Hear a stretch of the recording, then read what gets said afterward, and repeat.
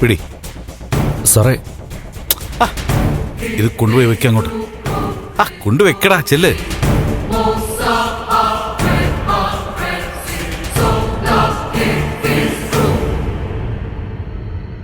സാറേ.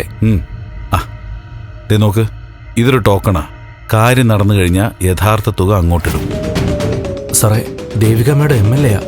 എൻ്റെ അടുത്ത് വലിയ കാര്യമാണ്. ആ MLA സൃഷ്ടിച്ചവനാണ് ഈ ഞാൻ.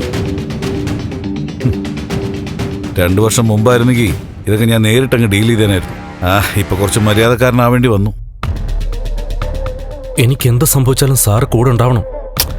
സന്ദീപന് എന്ത് സംഭവിച്ചാലും സംഭവിച്ചില്ലെങ്കിലും ഞാൻ നിന്റെ കൂടെ ഉണ്ടാവും.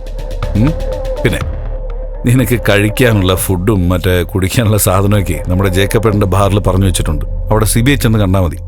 ഓക്കെ? അയ്യോ, അതൊക്കെ എന്തിനാ സാറേ? എടാ, ഇത് എൻ്റെ ഒരു സന്തോഷത്തിന്.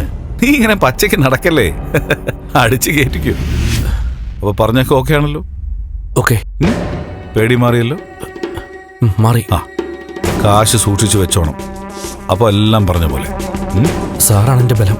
എന്നെ കൈവിട്ട് കളയരുത്. എന്റെ സന്ദീപേ, എടാ നീ എന്റെ ചങ്ങാതിയല്ല, അനിയനാ. എനിക്കൊപ്പം ജനിക്കാതെ പോയ എന്റെ സ്വന്തം അനിയൻ.